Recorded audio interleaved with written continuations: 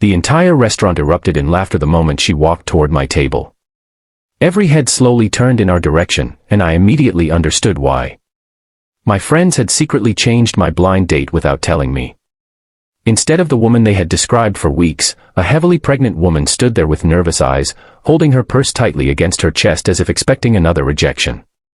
My friends sat at the table behind us, whispering and trying not to laugh. They thought they had created the funniest prank of the year. They expected me to stand up, complain, or walk away in embarrassment. They had no idea that before the night ended, every single one of them would wish they had never planned this cruel joke.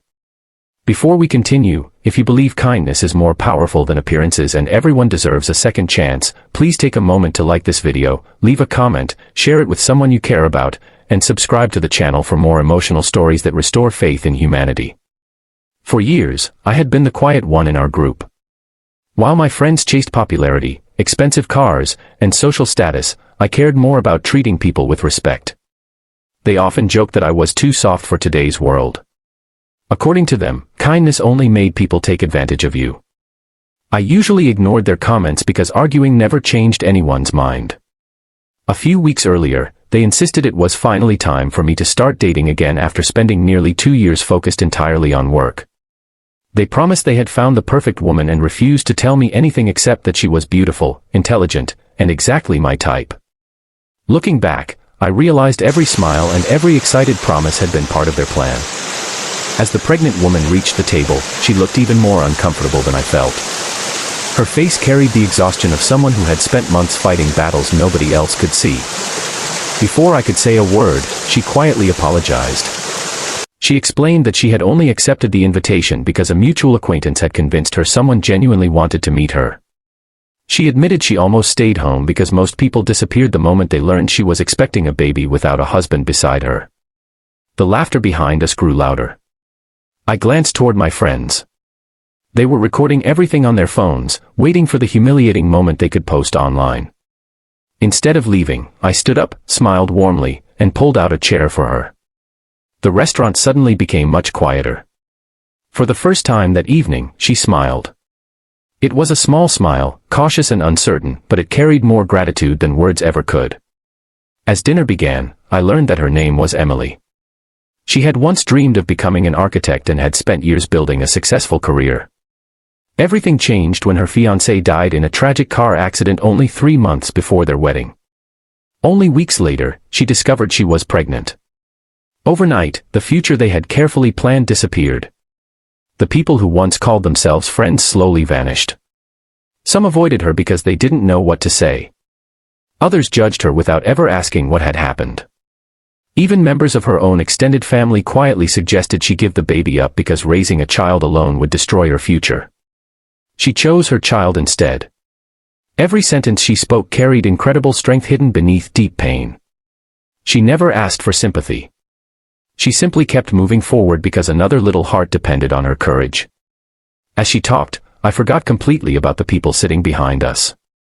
Then something unexpected happened. One by one, other diners began smiling at our table. An elderly waitress quietly brought Emily a complimentary dessert and whispered that she hoped everything would be okay. A young couple nearby paid for our drinks without introducing themselves.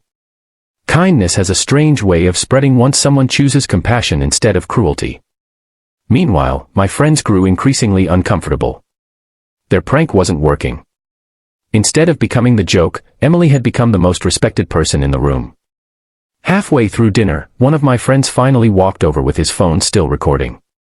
He loudly asked whether I was planning to become someone else's baby's father. The restaurant fell completely silent. I looked directly at him and calmly answered that becoming a father to a child who needs love would never be as embarrassing as becoming an adult who enjoys humiliating innocent people for entertainment. No one laughed. Not even his closest friends. He slowly lowered his phone. The manager, who had witnessed everything from the beginning, approached our table. Instead of asking us to leave, he politely requested that my friends stop disturbing other guests. When they argued, the manager explained that their behavior violated the restaurant's standards of respect and asked them to leave immediately. For the first time that night, they experienced the embarrassment they had planned for someone else. As they walked out under the eyes of every customer, nobody defended them. Emily quietly wiped away a tear. She admitted that she had prepared herself for another painful evening because life had taught her to expect rejection. She never imagined a stranger would choose dignity over public approval.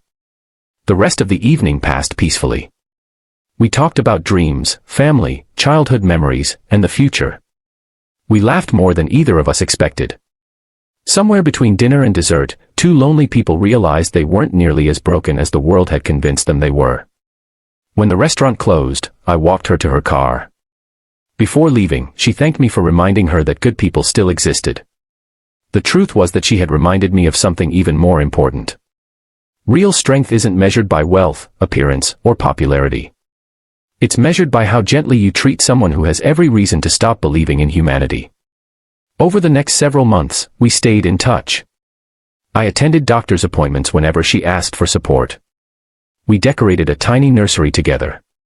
On the day her beautiful baby girl entered the world, I stood outside the hospital room with flowers in my hands and tears in my eyes.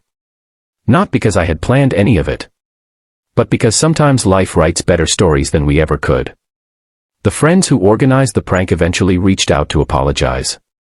They admitted that watching the entire restaurant reject their behavior forced them to confront the kind of people they had become.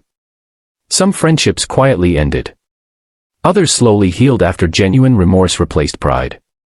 Emily never forgot that first dinner. Neither did I. Years later, people still ask how we met.